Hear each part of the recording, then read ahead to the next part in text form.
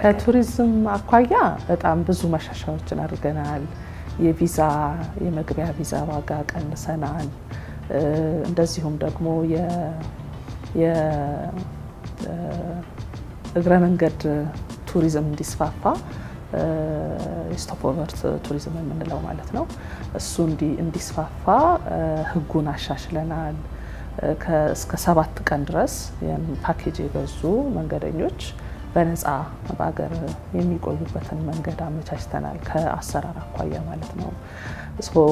የተሻለ ደግሞ ሲመጡም ደግሞ የተሻለ አቀባበል እንዲኖር የከስተመር ሃንድሊንግ እንዲኖር በደንብ ባለሙያዎቻችንን አሰልጥነናል።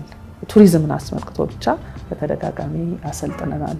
ስለዚህ ከቱሪዝም ከማስፋፋት ጋር በተያያዘ ከኛ ተቋም መደረግ ያለበትን በየጊዜው ከተቋም ጋር በቅርበት በመስራት የተሻለ ነገር እየፈጸመ ነው የሚገኘው።